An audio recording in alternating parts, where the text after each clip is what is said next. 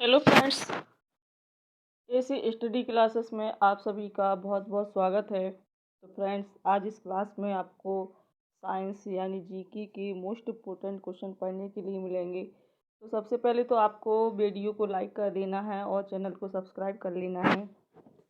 अगर आप चैनल पर नए हो तो सब्सक्राइब कर लीजिए। इसमें हमारा पहला क्वेश्चन दिया गया है कि कोशिका भित्ति पाई जाती है। जो कोशिका भित्ति है ये किस में पाई जाती है? पौधों में, जंतुओं में, विषाणुओं में या फिर कोई नहीं। तो कोशिका भित्ति ये पौधों में पाई जाती है। किस में पाई जाती है? पौधों में। अगला क्वेश्चन है कि पौधों की कोशिका भित्ति बनी होती है। जो पौधों की कोशिका भित्ति है ये किससे बनी होती है? सेल्यूलोज से, काइटिन से, दोनों से या फिर कोई नहीं। तो पौधों की जो कोशिका भित्ति है ये सेल्यूलोज से बनी होती है। ये ऑप्शन सही है। सजीवों तथा निर्जीवों की बीच की कड़ी क्या होते हैं? सजीवों और निर्जीवों के बीच की कड़ी। जीवाणु, विषाणु, लाइकेन या फिर कवक। सजीवों और निर्जीवों की बीच की कड़ी क्या होते हैं? तो ये विषाणु होते हैं। अगला क्वेश्चन है कि पत्तियों का रंग हरा होता है। क्यों होता है पत्तियों का रंग कैसा होता है? हरा होता है। तो क्यों? सेल्यूलोज के कारण, पर्णहरिम के कारण, क्लोरोप्लास्ट के कारण या फिर सभी। तो पत्तियों का हरा रंग ये होता है पर्णहरिम यानी क्लोरोफिल के कारण होता है। बी ऑप्शन सही हो जाएगा।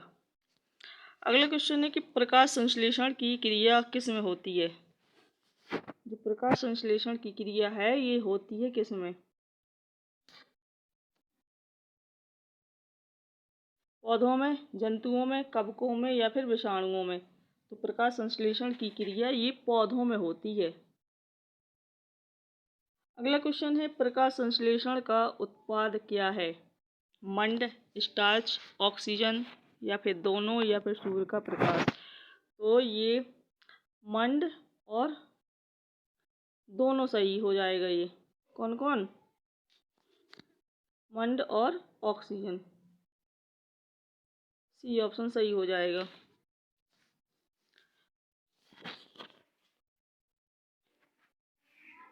अगला क्वेश्चन है प्रकाश संश्लेषण के लिए आवश्यक है। क्या आवश्यक है? कार्बन डाइऑक्साइड, जल। प्रकाश संश्लेषण के लिए कार्बन डाइऑक्साइड, जल, क्लोरोफिल तथा सूर्य का प्रकाश या फिर सभी। तो क्या आवश्यक है?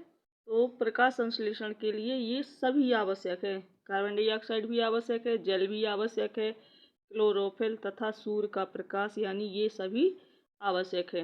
डी ऑप्शन सही हो जाएगा। मानव श्वसन करता है किसके द्वारा?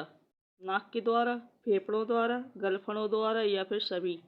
जो मानव है ये फेफड़ों के द्वारा श्वसन करता है। बी ऑप्शन सही हो जाएगा। पौधे श्वसन क्रिया में कौन सी गैस लेते हैं? जो पौधे हैं ये श्वसन की क्रिया में कौन सी गैस लेते हैं? कार्बन डाइऑक्साइड, ऑक्सीजन, नाइट्रोजन या फिर कार्बन मोनोऑक्साइड। श्वसन क्रिया में ये पौधे जो कार्बन डाइऑक्साइड गैस है इसको लेते हैं और छोड़ते क्या है? ऑक्सीजन। अगला क्वेश्चन है मरुस्थलीय पौधों की पत्तियां रूपांतरित हो जाती हैं किस में? कांटों में, तनों में, जड़ों में या फिर सभी। जो मरुस्थलीय पौधों की पत्तियां हैं, नांगफनी पौधों की पत्तियां ये कांटों में रूपांतरित हो जाती हैं। ये ऑप्शन सही है। मेढक कैसा जंतु है? जलचर है, थलचर है, नभचर या फिर उभयचर। तो ये उभयचर है। लाइकेन है। लाइकेन क्या है? परजीवी, सहजीवी, मृतोपजीवी या सभी। तो लाइकेन क्या है? तो ये है सहजीवी।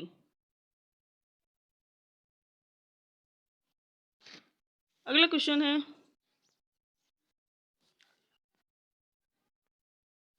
परजीवी पौधा है कौन सा? अमरबेल, परजीवी पौधा अमरबेल, चंदन, रेफलिसिया या फिर सभी। तो ये क्या है? अमरबेल, चंदन, रेफलिसिया और सभी। ये सभी क्या है? परजीवी पौधे हैं। डी ऑप्शन सही हो जाएगा। मृतोपजीवी पौधा कौन सा है? कुकुरमुत्ता, मशरूम, मोनोट्रोपा, दोनों या फिर कोई नहीं। तो ये कुकुरमुत्ता और मोनोट्रोपा ये दोनों क्या हैं? मृतोपजीवी पौधे हैं। सी ऑप्शन सही हो जाएगा। कीटभक्षी पौधे कीटों का भक्षण नाइट्रोजन की कमी को पूर्ण करने के लिए करते हैं। कीटभक्षी पौधे कौन से होते हैं?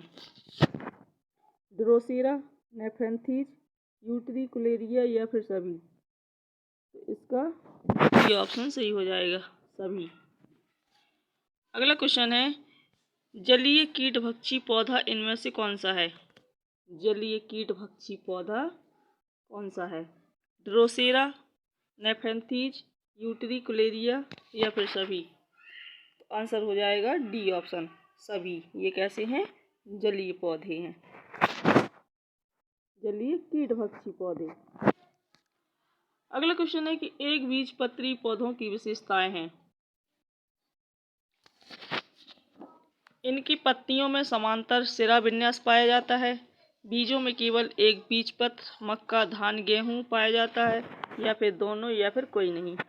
तो ये बी ऑप्शन सही है इसमें कि एक बीजपत्री पौधे की विशेषता क्या होती है कि बीजों में केवल एक बीजपत्र पाया जाता है। जैसे मक्का होता है, धान है, गेहूं है, इनमें क्या एक बीज होता है।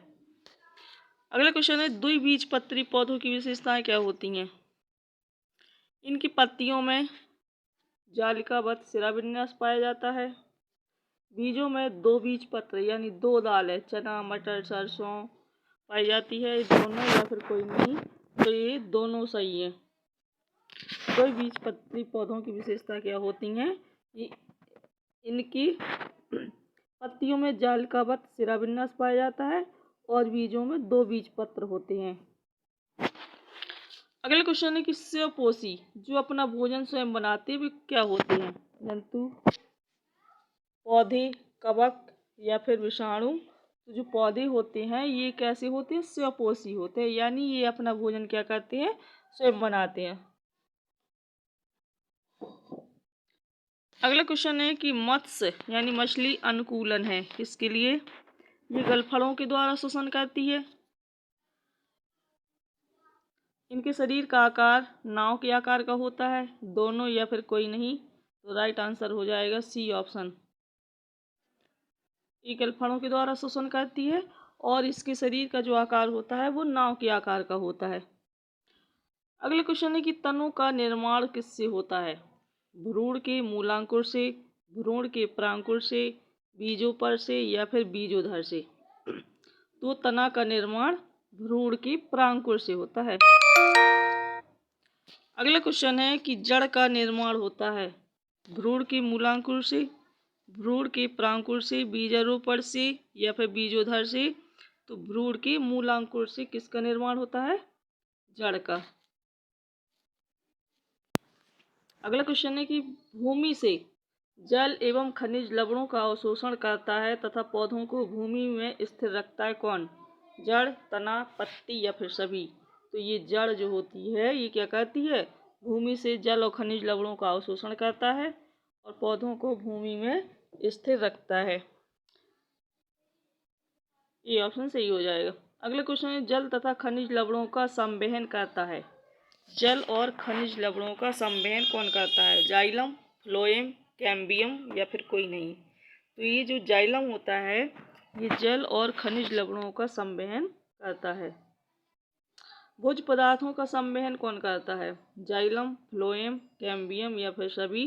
तो जो फ्लोएम होता है ये क्या करता है? भोज्य पदार्थों का संवहन करता है। अगला क्वेश्चन है कि पर्णपेर्तान जो कि पत्तियों का रूपांतरण होता है ये किस में पाया जाता है? पर्णपेर्तान क्या होता है? ये पत्तियों का रूपांतरण होता है। ये किस में पाया जाता है? मटर में, सरसों में, नीम में या फिर मक्का में। तो ये मटर में पाया जाता है। वे पौधे जो मरुस्थल में उगते हैं क्या कहे जाते हैं? जीरोफाइट, एपीफाइट, हाइड्रोफाइट या कोई नहीं। वे पौधे जो मरुस्थल में उगते हैं वे जीरोफाइट कहलाते हैं। जड़ के प्रकार हैं, जड़ों के प्रकार हों कौन कौन सी हैं? मूसला जड़, अपस्थानिक जड़, दोनों या फिर कोई नहीं। तो ये दोनों जड़ों के प्रकार हैं। कौन कौन? मूसला जड़ और अपस्थानिक जड़। पौधों में बाष्पोत्सर्जन की क्रिया होती है किसके द्वारा? जड़ द्वारा, तनों द्वारा, स्टोमेटा यानी पर्णरंध्र द्वारा या सभी के द्वारा? तो सी ऑप्शन सही हो जाएगा। स्टोमेटा पर्णरंध्र के द्वारा क्या होती है? पौधों में बाष्पोत्सर्जन की क्रिया होती है। पौधों की पत्तियों के द्वारा जल का वाष्प के रूप में निकलना क्या कहलाता है? पौधों की पत्तियों द्वारा जल का वाष्प के रूप में निकलना क्या कहलाता है? रसारोहण, बाष्पोत्सर्जन, जल संचयन या फिर कोई नहीं? तो ये बाष्पोत्सर्जन कहलाता है। टच मी नॉट कहते हैं किसको? Touch me not. नागफनी को, गुलाब को, छुई मुई को या फिर सभी को? तो टच मी नॉट ये छुई मुई को कहते हैं। नारियल तथा कमल में कौन सा प्रकीर्णन होता है? वायु प्रकीर्णन, जल प्रकीर्णन, जंतुओं द्वारा प्रकीर्णन या फिर सभी? तो नारियल और कमल में ये जल प्रकीर्णन होता है। मानव शरीर में पाई जाने वाली पाचक ग्रंथियां कौन सी हैं? यकृत, अग्नाशय, लार ग्रंथि या फिर सभी? तो ये सभी जो होती हैं ये सभी क्या है? मानव शरीर में पाई जाने वाली कैसी ग्रंथियां हैं? पाचक ग्रंथियां। अगला क्वेश्चन है, मानव शरीर में सबसे बड़ी पाचक ग्रंथि कौन सी है?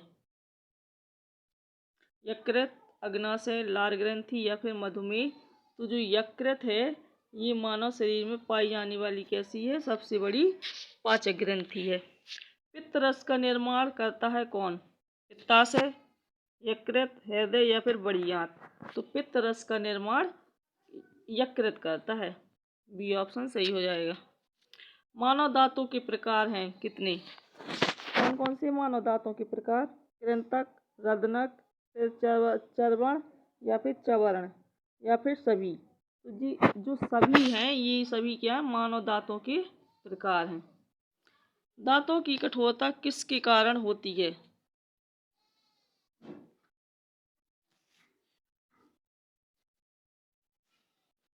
दांतों की जो कठोरता है ये किसके कारण होती है? कैल्शियम की, इनेमल की, आयरन की या फिर कोई नहीं? तो ये इनेमल के कारण दांत हमारे कैसे होते हैं? कठोर होते हैं। अग्नाशय की लैंगरहैंस की दीपिकाएं किसका श्रवण करती हैं? इंसुलिन का, पित्तरस का, अग्नाशी रस का या फिर सभी का? तो अग्नाशय की जो लैंगरहैंस की दीपिकाएं हैं ये इंसुलिन का श्रवण करती हैं। अगला क्वेश्चन है कि अपेंडिक्स